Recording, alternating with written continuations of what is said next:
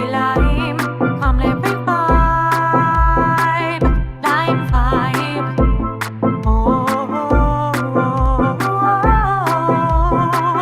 Lime vibe.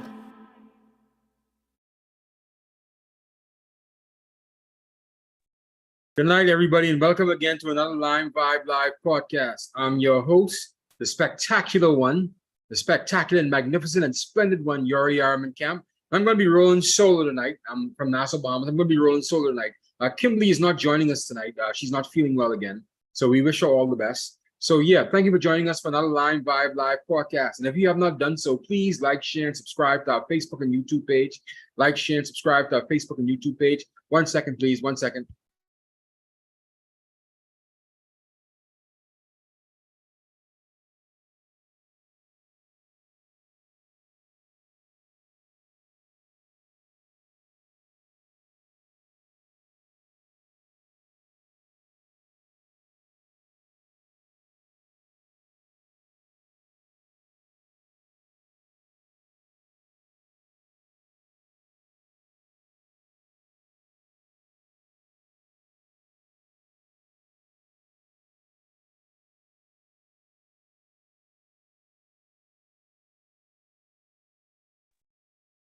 We apologize for that just then, ladies and gentlemen. Yeah, I had some camera issues and my camera was freezing. And 1 second again, hold on 1 second.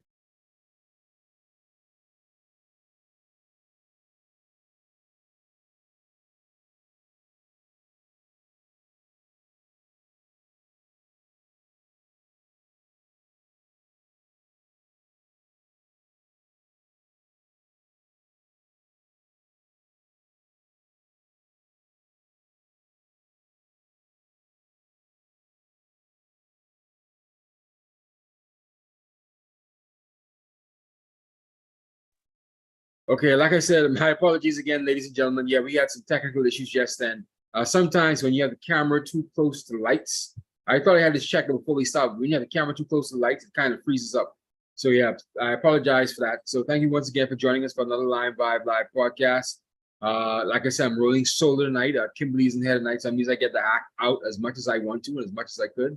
So yeah, if you have not done so, please like, share, and subscribe to our Facebook and YouTube page. LimeVibe77. That's LimeVibe77 on Facebook and YouTube. It really helps us to get this message out there to the rest of the world that the Caribbean is doing something. Please. And also, there's a donate link in the description. There's a donate link inside the description. So anything that moves your heart to give to the LimeVibe podcast, we will greatly appreciate it. So please like, share, and subscribe, and please donate something to the cause that we have going on here. So we have a few things to talk about tonight. But before we begin tonight, I just want to tell you I had a great day today. It's Friday. Thank God it's Friday. Thank God for life. And so, yeah, it's a good weekend. We having a regatta weekend on one of our islands, Cat Island regatta. And so a lot of people, they've gone over to Cat Island for the weekend. And so they're going to be having a good time with the Cat Island regatta. My grandmother and my father's from Cat Island. So I've been to Cat Island several times. We got a nice house over there in Cat Island as well, in Knowles' Cat Island. Hello to all the people in Knowles' Cat Island if you're watching. So yeah, they're going to be there for Cat Island regatta. So yeah, that promises to be fun. I've gone to regatta once in Cat Island. It's okay. It brings a lot of people in. It's a lot of fun. We have regattas on almost every major island in the Bahamas.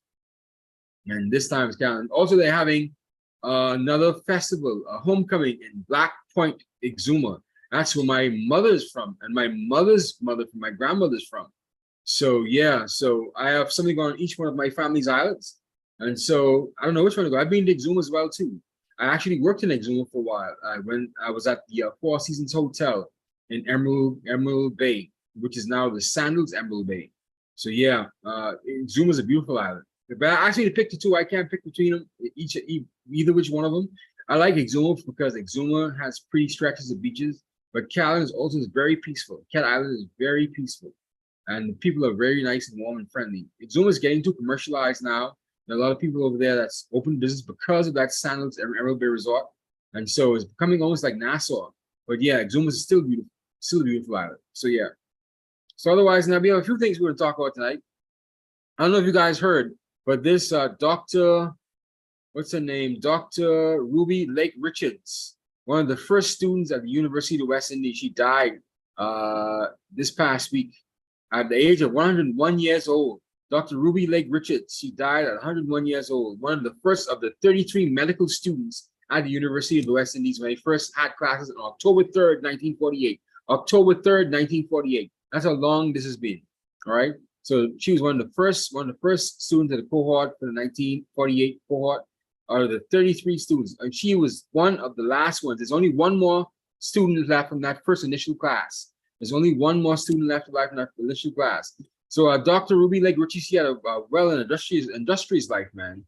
She was the first female University West Indies student from Antigua and Barbuda, and she was given an honorary doctorate degree from the University of West Indies 5 Island campus in Antigua and Barbuda. And the 5 Islands campus just opened up recently in over the last 3 years. And so that goes to show you the long history and how much strides the University of West Indies has been making. Okay. She started a journey in 1948 pursuing medicine. And she also went off with her husband in 1967 after she graduated from the University of West Indies. But before that, she earned a medical degree in 1954. But then she went on to do an internship at Holbrook Hospital in St. John's, Antigua. And actually alternated between Carly's Hill Clinic in Glanville, where she worked as a parish doctor, and her private practice, which is still open in the city today. Okay. In 1967, she migrated to Canada with her husband, Sir Noble Hamilton Richards, where she pursued a postgraduate study and completed her specialism in child and adolescent psychiatry at McGill University. In 1977, she received a full fellowship in the Royal College of Physicians and Surgeons in Canada. So she's a very experienced one, long history in medicine. So we wish her family our condolences from the LimeVibe podcast, one of the first students out of the University of West Indies, Dr. Ruby Lake Richards. So God be with her, God bless her soul, a pioneer in medicine in the Caribbean. So God be with her and God be with her family. Okay.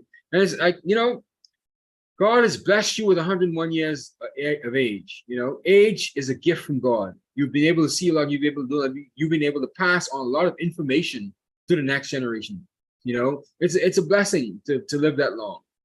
And it's not given because we see a lot of young people, they're dying in the streets, some of them in their early 20s, some of them in their late teens, and they're dying due to violence and doing just general neglect and scant regard by the powers that be, because they've been able to grow up on the streets by themselves and not being able to be blessed, God's blessing, to see a rich, ripe age the way Dr. Ruby Lake Richards has, And so with that, we just want to talk about how she was able to be in the limelight all these years, not really the limelight, but be in the focus and be so blessed to be 101 years old, and have such a milestone in her life, to be involved in the University of West Indies, be one of those first students at the University of West Indies in 1948, and to go and have a rich and successful career as a physician in Canada, in Antigua. It's such a great achievement for her. We just wish all the best. I wish I could grow to be 101 years old. Actually, that's what I'm working towards, I want to see an age where I can see the next generation, my children's generation, come up and do something, and I just want to say a very special, note to her family, to the Richards family. And we wish that our family can move on from this and really commemorate her life in a special way. Really take the time to commemorate her life in a very special, honorable way. And, like I said, growing to 101 years old is not some easy task, it's very special. And out of this, Sir Hilary Beckles, the University of West Indies Professor Sir Hilary Beckles said, "This is a deep loss for our community. Dame Ruby was a cherished icon who lived a life of service here in the Caribbean and internationally, an attribute of a true UWI graduate. The university and region are lost from her passing. Our only solace," let me scroll down. "Our only solace is that we are able to bestow her flowers and celebrate her while she was alive." Yes, she was given an honorary doctorate degree back in 2021. All right. From the University of West Indies 5 Islands campus in Antigua and Barbuda, her home country, which just now opened up in the last 3 years or so. So that was a very, very special honor for Dame Ruby Richards. So yeah, she's done a great job and she will be blessed. She will be missed. So yeah. So let's talk about the University of West Indies. They've been doing a lot of work over the last several years. They are a premier institution and destination for Caribbean people who want to go on and take their studies to the next level.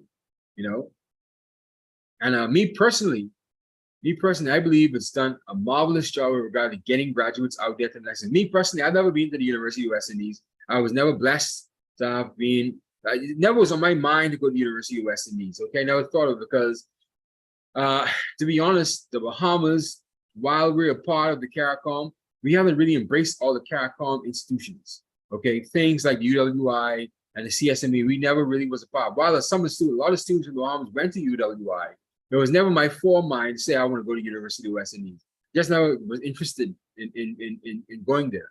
You know, I went to the Bahamas Baptist Community College here in the Bahamas. And I also went to St. Thomas University in Miami, Florida to do my undergraduate. And then I was blessed to be given a scholarship to go to London School of Economics to study my master's degree in political science and economics. And so the University of West Indies never really was on my trajectory, not on my mind frame. But I respect all of those who went there and who had a chance to go there and be a part of that rich Caribbean tradition institution. You know, that's all really you could say about it, you know. But I am at the University of the Bahamas now, which has a partnership with the University of West Indies right now. I'm doing a law program. Yeah, God be with me, right? It's very challenging. And they have a partnership with the University of West Indies law program at our law program in the Bahamas. And so I guess I am, by extension, a member of the UWI network. So they've put out a lot of graduates and they really have this region to grow because we can't be a region without institutions like university for everybody. You know, we can't be a region and grow and develop unless we can't offer these opportunities to people, not just from the Caribbean, from around the world as well. You know, so it's great to have these people matriculate and to have a graduate like Ruby Richards, live to be 101 years old and go out to have an illustrious career. That is something that we must herald and we must champion. And we must be there to celebrate her while she was there and even give them also her family the kind of respect and condolences that they need at this time of bereavement for her loss. 1 second. That's one thing with having my own podcast. I can get my own water when I want to. Yeah, I'm not on primetime television. So yeah, so that's that. Another story that took my interest today. Apparently a Rastafarian man in the Bahamas, he lost his court battle for having marijuana be recognized as a sacrament, a religious sacrament. The judge threw out the case saying that the parliament has rights to ban anything that they want to and for anything that they deem fit. And essentially the judge was saying in that ruling that, you know, they don't want to get involved in the legislative process because the court really should not get involved in legislating from the bench. And so they really can't tell the parliament what they would deem to be contraband or not. Judge Lauren Klein in his ruling said, I find nothing anti-democratic or anti-rights in Parliament's decision to make allowances for the religious or recreational use of marijuana. So that's what he started off with. The judge had to decide whether the freedom to manifest one's religion, which is guaranteed by the Constitution, trumps the prerogative of Parliament to make laws prohibiting the possession and of use of substances considered harmful to the public interest, but which in certain groups consider essential to manifesting their religious beliefs. Okay, let's scroll down a bit. Further, even those states which have reduced restrictions on marijuana for medicinal and recreational use still exercise stringent controls, having regard inter alia to their international obligations under the various conventions. So he's saying that essentially, you know, even though that other states have allowed for the use, recreational and religious use of marijuana, they still have stringent controls on it and how people can access it and how they can traffic it and how they can use it. And so while other states are being given the rights to have religious observances using marijuana, there's not a carte blanche right to have marijuana on your person, which would be essentially legalizing the drug for everybody. And so I think the judge is right within the law. However, the times are changing. I think that outlook on the court is going to change drastically once the parliament acts. And right now, our marijuana legislation in the Bahamas is going out to public consultation this month. Okay, so you're going to have a lot of feedback. I spoke to some marijuana advocates already, and they said that, you know, the government hasn't reached out to them as yet. So we have to wait and see how that plays out. But it is going out to consultation, so reports haven't. So that's a good thing to look forward to. And to be honest with you, with me in particular, I'm not really against marijuana being legalized, but I'm not really championing it for it, you know. I believe that, you know, drugs do harm the next generation. They do harm our young people. And so we should be careful when we having these discussions. And I can see why the government, successive governments over the years have not really taken that first step forward to really go carte back and say, hey, we're going to legalize marijuana. Because I do see the damage that it does to people. I took a trip to Colorado early on this year, and that's a legalized state as well. And trust me when I say, when I walked the streets of Colorado and I walked through the airport, I was seeing people stoned out of their mind, just staring into space, man. That's not something that any country wants. We want to have our people up and vibrant and moving. So I think we have to be very careful how we give access to these harmful drugs to our people. So we got to be very careful when we trying to legislate this and legalize this, because we wouldn't want any more of our young kids to be lost. And then me, I'm an old school guy as well. I believe that marijuana still is a gateway drug. It still is a gateway drug for people to get involved in other contraband drugs and other narcotics, you know, to get involved with cocaine, to get involved with meth, to get involved with now fentanyl.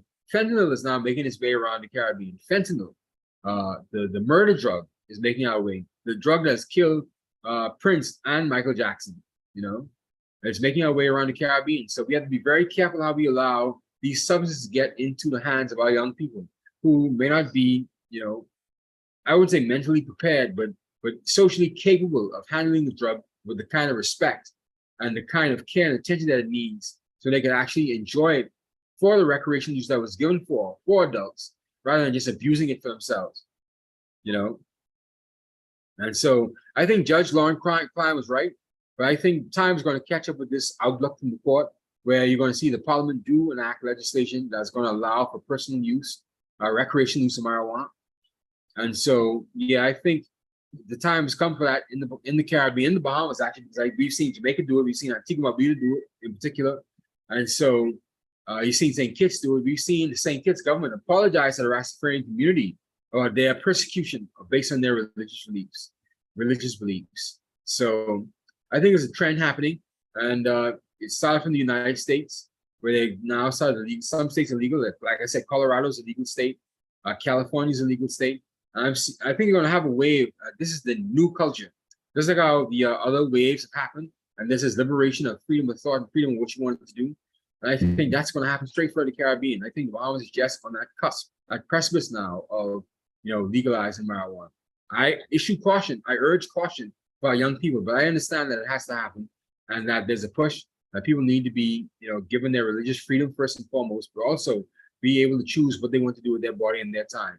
But in saying that, you know, right now we're also looking at other ways where we can steer our young people into more wholesome activity. See, that's why I think the problem lies, you know, it's not with regard to the issue of drugs taking our kids away from us and turning them into mindless zombies.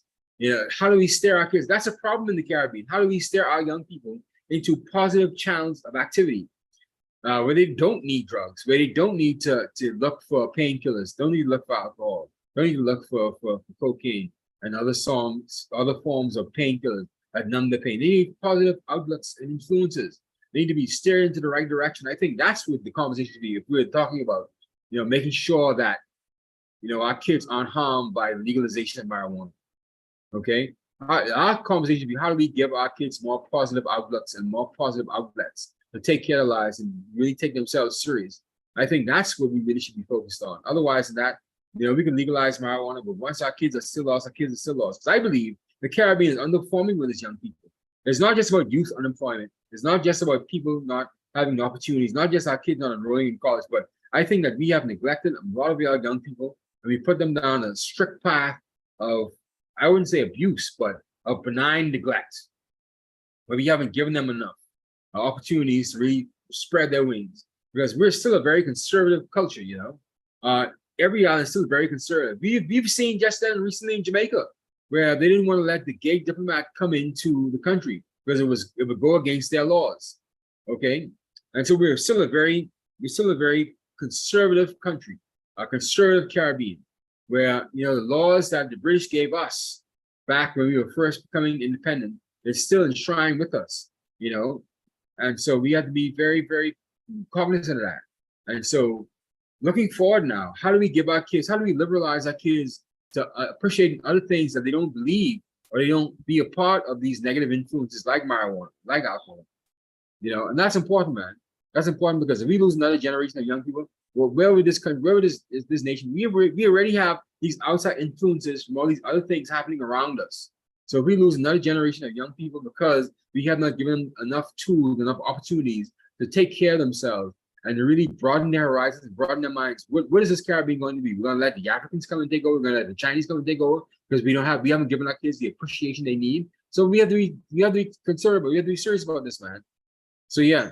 So this guy, this Rastafarian, what's his name again? Lorenzo Stubbs. He lost that case in the court. And they also quoted Article 22 of our Constitution, which guarantees freedom of religion. While Judge Klein did say he does recognize the protection under Article 22 of the Constitution, which guarantees freedom of religion, he also accepted that the connection between using marijuana as a sacrament and the underlying relief of faith in the system. He said that some matters should be left to legislators to decide. You know, it shouldn't be up to the court to decide who gets to use marijuana and who doesn't. Because right now, the government is in the process of considering legalizing marijuana. They have marijuana legislation on the table right now, not in Parliament, but it's going on the public consultation. I think that conversation, a judge made this ruling based on all the other socioeconomic factors that are going on, the political factors that are going around right now. So why would the judge legislate from the bench and preempt the government from making their decision on what needs to happen and what needs to take place? And so you do have the courts, they do that every now and then. They take their time, they notice all the things that are going on around them. And so they decide that, hey, we're not going to get involved in this. We're not going to preempt the government from making their decision on what should be the natural course for marijuana legislation and marijuana legalization. And so I think that conversation needs to be had. And that consultation is going on right now. Apparently, so the government said, I've spoken to at least one marijuana advocate. He said the government hasn't reached out to him as yet. So we'll see if it's all a bunch of talk or not. But yeah, that should be taken into consideration.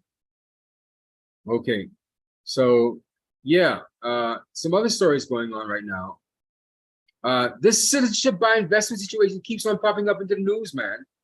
You know, keeps on popping up in the news. Now, Grenada now is under the spotlight now because apparently there are a lot of Russians that have been coming in through Grenada, through the back door, getting access to Grenadian passports and visas, Grenadian passports actually, in hopes that they can get visas into the United States. That's becoming very dangerous. That's a very, very slippery slope right there because they always had access to it now. But now since the Russia-Ukraine war, it has spiked.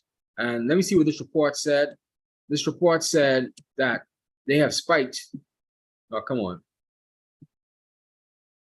Say, in the year 2022 saw a remarkable upswing in applications to the CBI program, recording 1,251 submissions, making an increase by roughly 87% from 2020.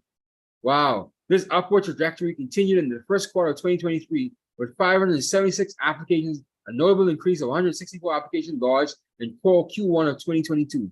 So wow, this Q1 is already seeing an uptick of 164 applications over 2022's Q1, according to Grenada's Ministry of Finance data. So wow, the program experienced a significant upsurge in applications between 2022 Russia-Ukraine conflict, a development shared by Richard Hallam, one of the architects of the program, in an interview with Bloomberg. An unprecedented surge following Russia's first mobilization directive since World War II.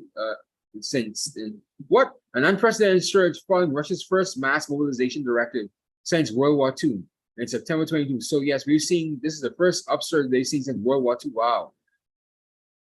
Wow, the Business Insider report also mentions that Grenada, also known as the Isle of Spice, greeted 980 new citizens in Q1 2023, a substantial rise from the 391 welcome in the same period in 2022.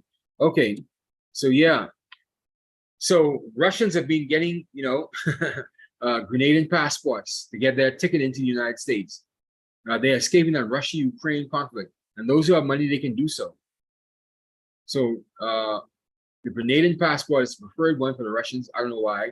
I think because, well, I know why, because Grenada has a very special relationship. They have a diplomat and they have an ambassador to the Russian Federation. I've spoken to Oleg Fura. I've spoken to him several times from behalf of the Caribbean Magazine Plus, and he is the ambassador of the Grenadian Federation to Russia. And he's met with Putin. He's a very, very, you know, well, I'm not sure what his position is now because the government has changed. He was that under the Keith Mitchell administration. And now, of course, we know we have the Decon Mitchell administration. So I'm not sure who's the diplomat now, who's the ambassador now. He may still hold that post. I doubt it. I haven't done any research on him since the government had changed to Grenada. But yeah, we've been seeing that. And so Grenada is the preferred, you know, passport destination for Russians. And, you know, it hasn't been a secret. It hasn't been a secret. you know, and people have to be very careful with the citizenship by investment program, man. There are a lot of nefarious people that come in through the back door and use these passports to get into the United States. And soon enough, the United States is going to start looking their eyes down on these Caribbean countries that are selling their birthright to these nefarious characters. And so we have to be very, very concerned how they've been getting access to the Caribbean from wherever it is they are. This citizenship by investment is a very dangerous thing. And while I understand that it's used for good, it can be used to develop and build up some of these countries like Antigua and Barbuda, like Grenada, like St. Kitts. However, a lot of people have been abusing it. And so maybe I need to talk to another citizenship by investment insider. I've already spoken to, what's his name, Kamal Nicholson. He is a young citizenship by investment professional. He's living in Dubai right now. And so he was involved in a recent scandal yesterday. And he's gotten over that hump now, where he's been giving passports under the table, so they claim. But he said it wasn't true, and all the rumors about him died down. But in saying that, however, you know, we have to be very, very concerned now that the United States now, it's because the tensions are continually rising as a result of the Russia-Ukraine conflict. The United States does not continually look down a leery eye at the Caribbean. They can say, you know something, stop the citizenship by investment right now. We understand that you're using it to build up your country, but right now, we're going into extreme conflict with Russia right now. They're involved with one of our allies, Ukraine, in Eastern Europe. And so we want you to put a hold on some of these passports from Russia. And that could happen. That very well could happen. Because, you know, the United States sees the Caribbean really as nothing. We think we're important, but we're really just on the lowest part of the totem pole right now. While we're neighbors, you know, they can miss the Caribbean right now. The Caribbean can drop off the map, and the United States would not miss it one bit whatsoever. They'll go to a beach in, let's say, Fiji or Tuvalu or Hawaii, and they would not miss the Caribbean at all. Just to put that into perspective. And so, gotta be very careful, man. Grenada, however, has not maintained a consistent stance on allowing Russian nationals to participate in this program. Initially, it banned Russian nationals from applying following the eruption of the Ukraine conflict. But apparently the ban was later rescinded in June 2022, only to be reimposed in April 2023. So they have a ban right now. So the ban was reimposed in April 2023. So, but people are still applying for it in waves. I guess the Q1 2023 already passed, and so now they've imposed another ban. So I guess, you know, decommission administration, he's looking at it very, very carefully. And maybe someone from a high-ranking U.S. official may have spoken to him. Say, hey, you know something, these Russians are getting access to the United States from Grenada. And we don't think all of the people that you're letting get these passports are up to on the up and up. They are of standard character. So we want to maybe we should put a halt on it. Okay. While this new ban might slow the program's application rate, Grenada's attractive tax policy and global mobility of the passport confers are likely to maintain its appeal. Okay, people are going to want Grenadian passport. Hell, I want one now. I want to have a fancy Grenadian passport now, and I'm not really anything, right? So, yeah, and so you have to be very, very careful with these citizenship by investment programs. You know, we understand the benefits, but we got to be very careful with them, man. You know, and yeah. Firms like Henley and Partners and Range Developments, they are very prominent in Grenada and in the Caribbean, in the southern part of the Caribbean, with selling these passports. And so, and you have to be very careful about them, man. Not that they're bad businessmen. Of course, they're not bad business. I'm not casting any aspersions on them at all. We just got to be very careful how we let these people get these passports, because we're not sure what's going on. We're not sure what's going on in the global arena. We're not sure what all is happening, man. We're just not sure, you know. And the Caribbean oftentimes buries our head in the sand because we see all these things going. We say it has nothing to do with us. We become disengaged, and we say it has nothing to do with us. But now, if we're giving out passports, and these passports have the ability for people to get access into Europe and into the United States, it becomes a problem. Now we're connected. We are connected in this chain. And so we have to take our responsibilities very, very seriously if we're going to play this part in the game, you know. We're going to have to take our responsibilities very, very seriously. Because if we could damage somebody, then we are a liability. And I wouldn't want any kind of negative influence to happen in the Caribbean, or for us to have, you know, our name besmirched, or to have the kind of activities we had during the Cold War happen in these regions where the United States and Russia was fighting to see which one of their leaders they could install in the Caribbean and Latin America. Okay? We wouldn't want that. We wouldn't want that kind of turmoil. We wouldn't want that to happen to us under any circumstance, because not all the time these leaders, they work out.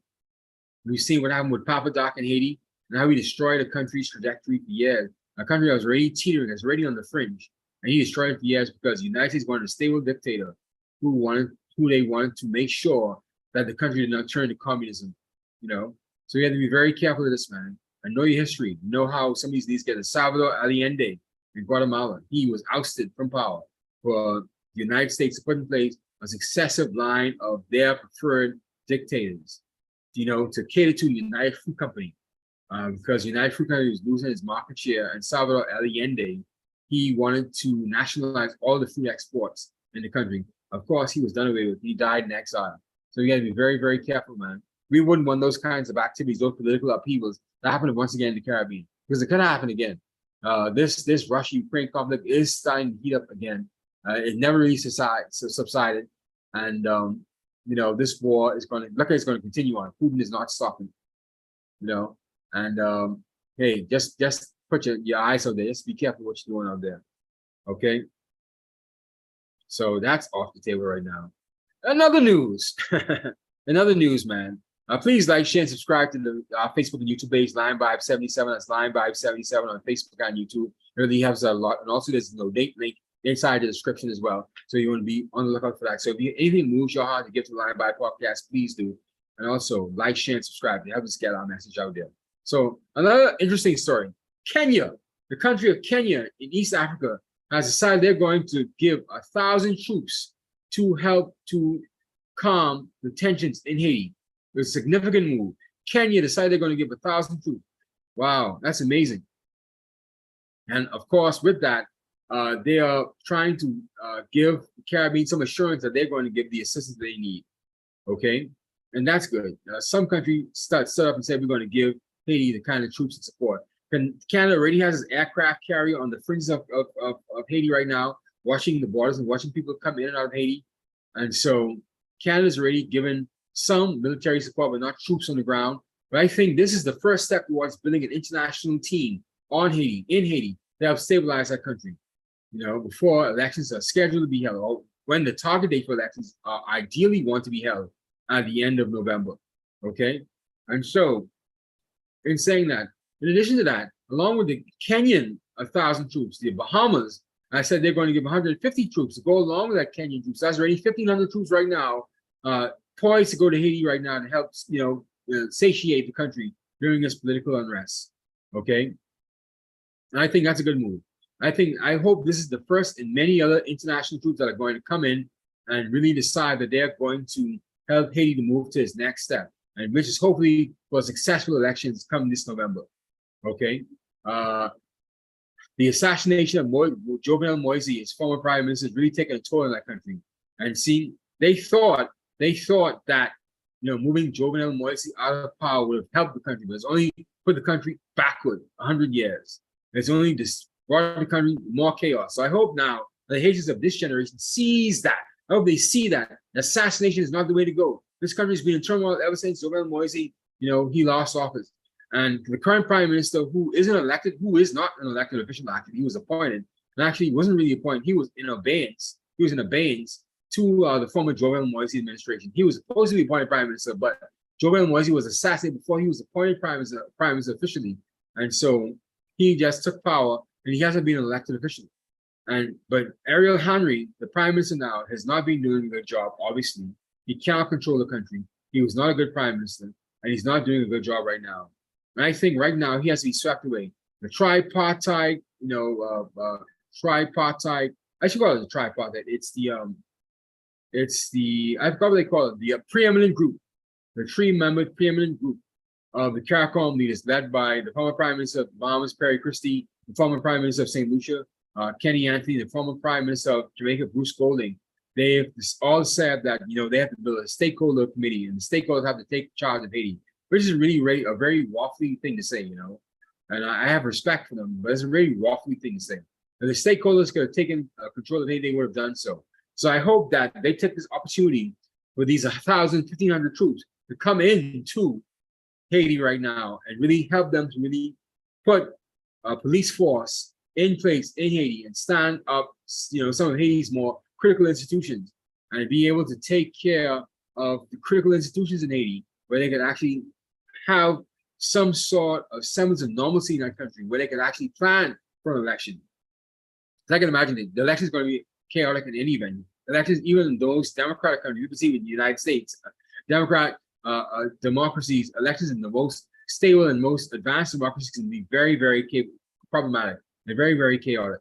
So can you imagine Haiti right now going to election right now and really in August right now, and nothing really is being done. Nothing really is being done. But we thank Kenya for sending their 1,000 troops. At least they have had their eye on Haiti, and that's good. That's good. And the Bahamas has given its 150 troops. We just hope that Jamaica can follow through with its promise from February to give troops as well. And so we hope that they can start some sort of international force and more people join in with this. I think it's very, very noble of Kenya and the Bahamas to actually give some troops that will actually assist in Haiti, which is very good. This will give much needed experience in combat and warfare to the Kenyan troops. But I have to say though, while Kenya is sending 1,000 troops to Haiti, maybe they should send some more troops to Nigeria, who's going through this underwent a coup. And so, yeah. So, but I guess there's no bloodshed in Nigeria right now, not the stabilization that we've seen in Haiti. And maybe a coup that just went from one administration to the next. And so they may not see the need to send troops to Nigeria. And I was warned last time, I pronounced Niger. It's not Niger, it's Niger.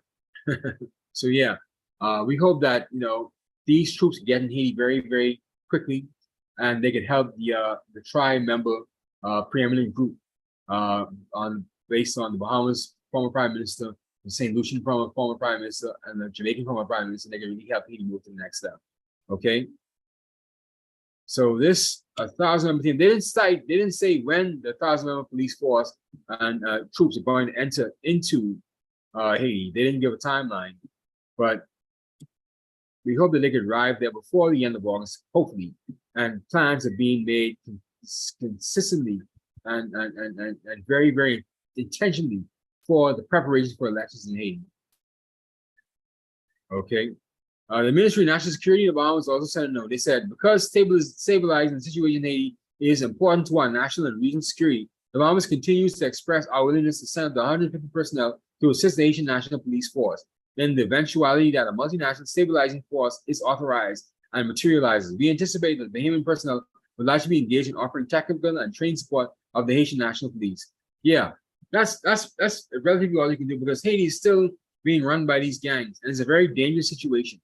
Because if you go in there, you're seen as, with 150 troops, you're seen as a bullying force. These people are going to turn against you. We've seen them uprise, and we've seen them take the streets against even the United States troops.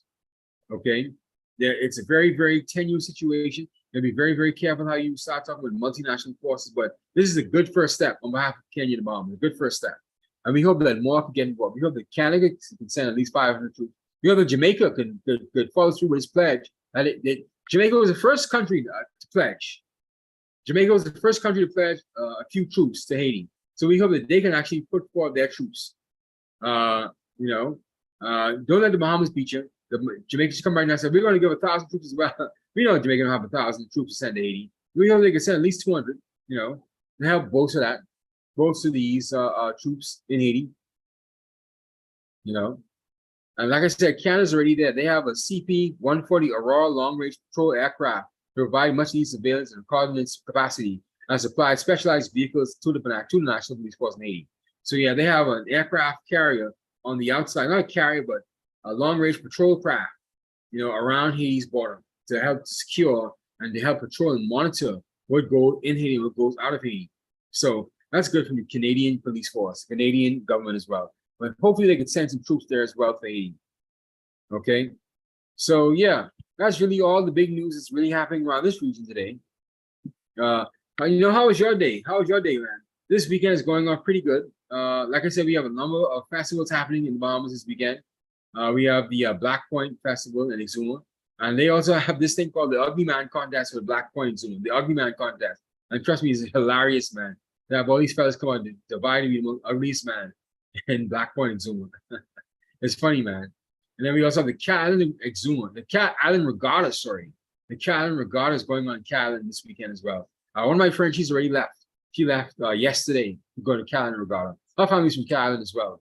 And I thought we were going to have, I thought we were going to do something this weekend, but no, she said she's going over to Carolyn Festival. So yeah, I wish you all the best, Vicky. Have fun. I wish I was there with you. But that's not my pose.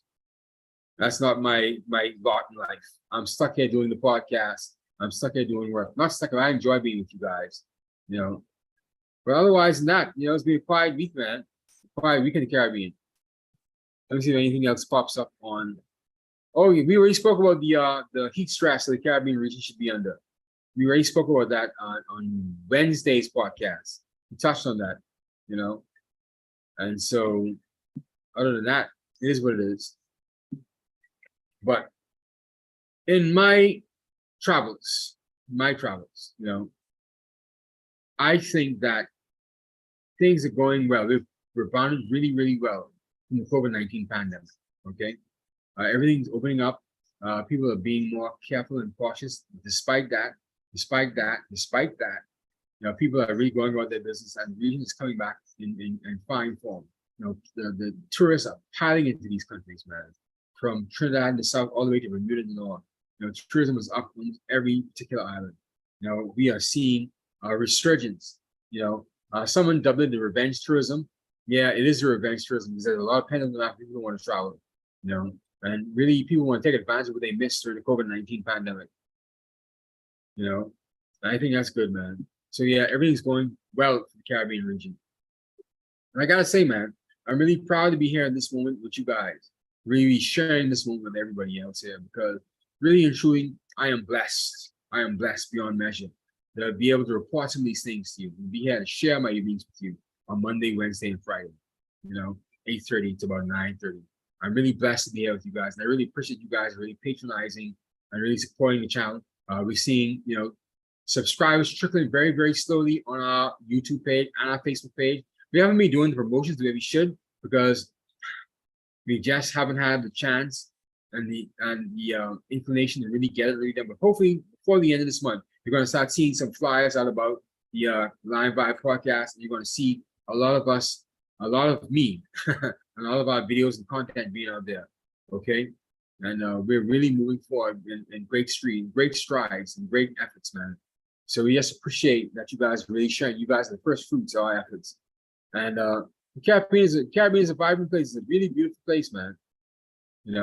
What more can you say? It is what it is. And we're going to see this place grow, and we're going to see. You will live to see it. You will live to see it. Let's really get to the next point. Okay. And with that too, what's the next step for the Caribbean? We're already starting to pass this hurdle on marijuana. We're already passing that. But by the way, I forgot to mention marijuana. I just find it kind of hypocritical now that the United States, right, they are legalizing marijuana, but they had all these young black men locked up and criminalized in their system because of a little bit of marijuana, a little joint. Okay, I find it very, very disheartening, man. They should expunge all those young men's records, and I hope that in the Bahamas and the rest of the Caribbean, when they legalize marijuana, you expunge all those young men's records from having a little quantity of marijuana. I hope you expunge their records, and decriminalize them too, because that was very, very unfair what you've done. A lot of these young men, and these things, I believe it was a targeted assassination of the young black man in America, to criminalize them, to get them into the system because of a little bit of marijuana. That was a very wicked deed that America did, and I hope they could really rebound from this thing. And it's a very wicked deed that we've done to some of these young men as well here in the Caribbean. And we hope that we can, expunge their records and free them. If they're in jail, free them, man. Free these young black men, free them. These young Hispanic men as well, because they're the ones who are being picked up predominantly by the system and being criminalized. And we are for them, man. We are for them. We are for them, And we believe that even though that is still a dangerous drug to me, it's a gateway drug. We believe that if you're going to use it responsibly, man. And I said this earlier as well. Use it responsibly. And just make sure that our kids are protected from the adverse effects of it before they have a chance to get their hands on the drug, on marijuana, a little bit of weed. you know. And with that, we just hope that the Rastafarians can be happy now after we've had these consultations. And we hope that they can be free, they can have their religious worship in the way they see fit. You know, the Rastas are a very important part of the Caribbean community. They should not be disrespected. We respect all Rastafari, you know, Selassie, and they should be respected.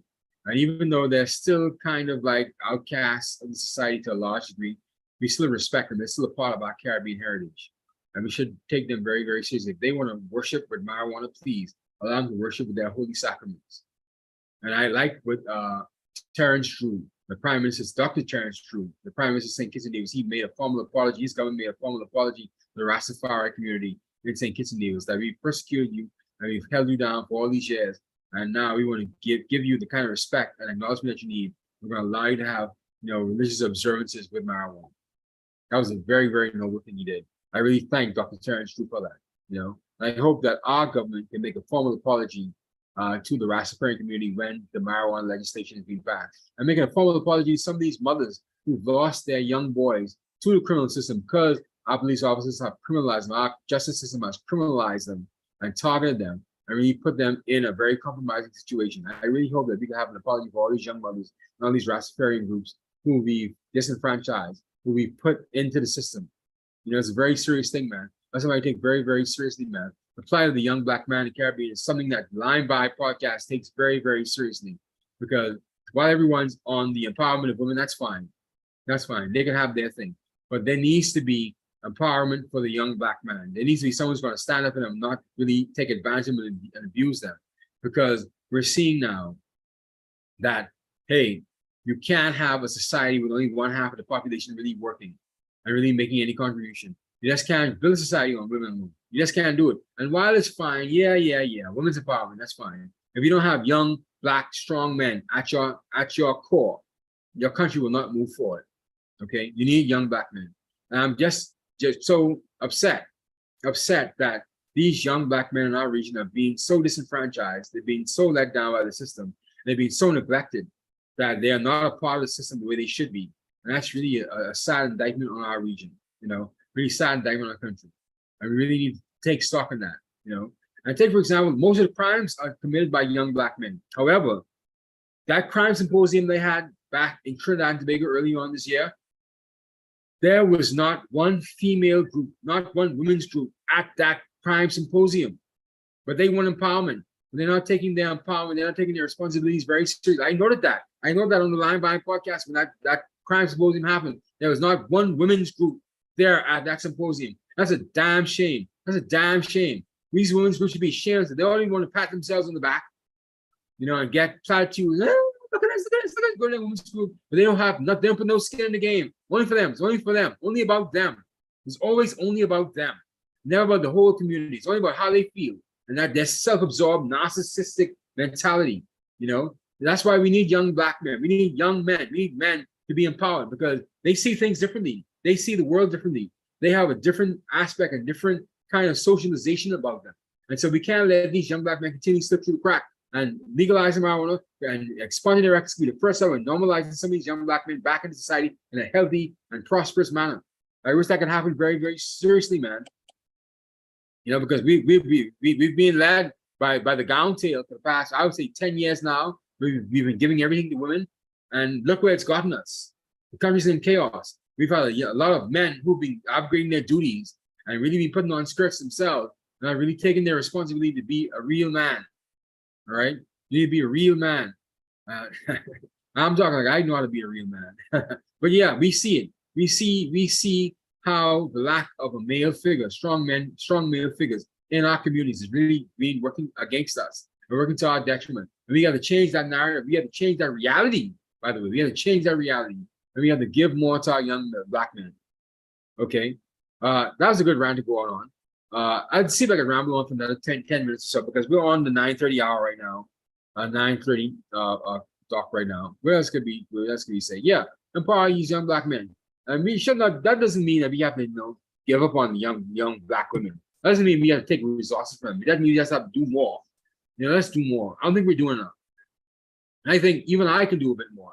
Maybe I should mentor some young men. You know, I worked as a mentor for a short while back in 2006.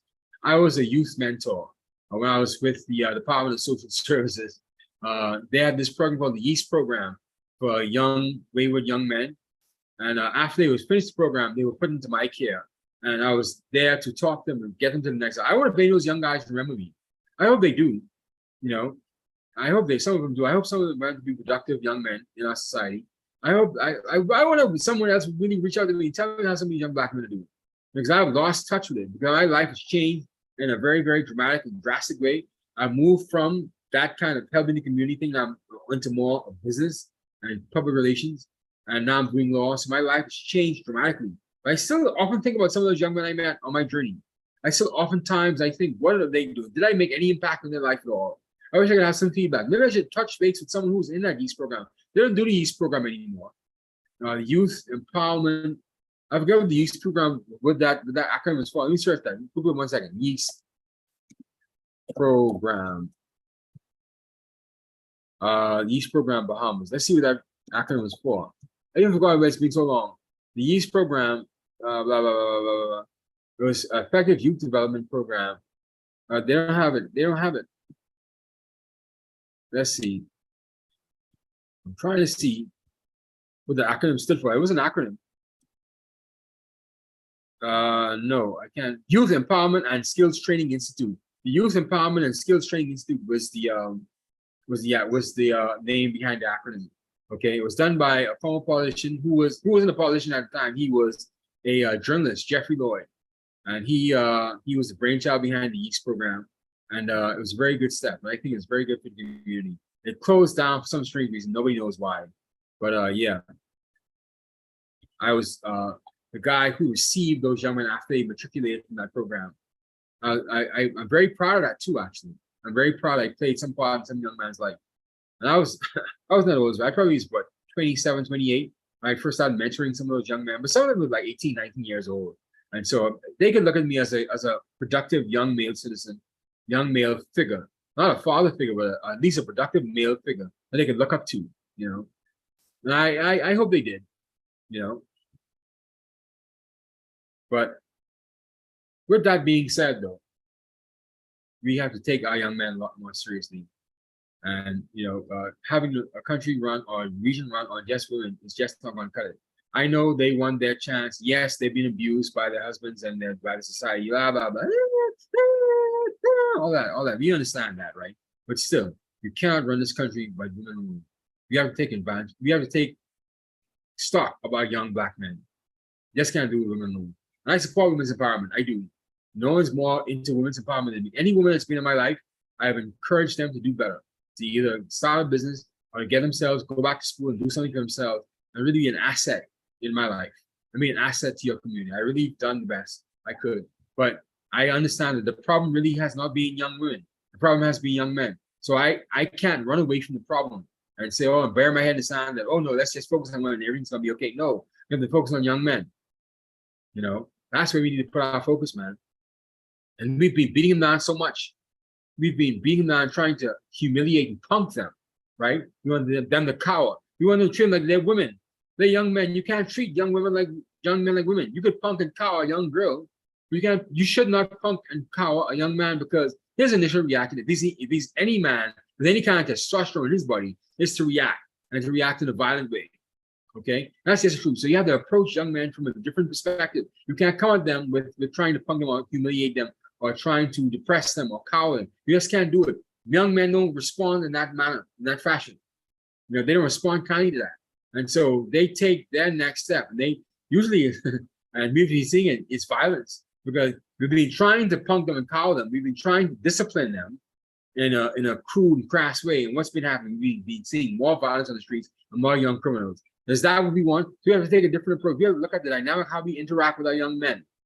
We have to look at that, and maybe it could happen in the homes, but I think our focus as a society, the institutions that receive these young men, whether it's the school, whether it's their youth programs, whether it's the other institutions that are involved in the growing of our community and the nurturing of our community, how we approach young men initially, even our police force, how we approach these young men initially. That could go a long way helping to steer young families into taking their next generation of young men, treating them more seriously, not repeating the same damages and abuses that their parents have given to them. Okay, I think that could go a long way. So, in saying that, it's 9:25. Let's get out of here, man. I just want to thank you guys again for joining me for another LimeVibe Live podcast. This is your host, Yori Armin Kemp. Writing solo tonight. Kimberly Callawan is not feeling well again. And so we just want to wish her the best. Hopefully she'll be back. We're not going to have a show on Monday, by the way. It's a holiday. It's Emancipation Day on August Monday. We call it August Monday. Okay, so we're not going to have a show on Monday. I'm going to be relaxing and taking care of myself. I have some other things to do. But most likely, I'm going to be relaxing and take care of myself. So please enjoy your weekend. And I'll see you guys again on next week, Wednesday. We're back with another LimeVibe Live podcast. So please, you guys, thank you so much. We're going to make preparations to get out of here right now. And we just want to thank you guys for being so patient with us, man, as we try to build this brand we have here. Let's go. Oh, let me cut the music. I just want to say again, if you have not done so, please like, share, and subscribe to our Facebook and YouTube page. Please like, share, and subscribe to our Facebook and YouTube page, LimeVibe77. And also there's a donate link in the description. If you feel anything within your heart to give to the LimeVibe Live podcast, please do. It really helps us out. It really keeps the show going. So please like, share, and subscribe to our Facebook and YouTube page, LimeVibe77. Thank you so much. Let's cue the music. Hit the music. Like Rick Rude. Hit the music.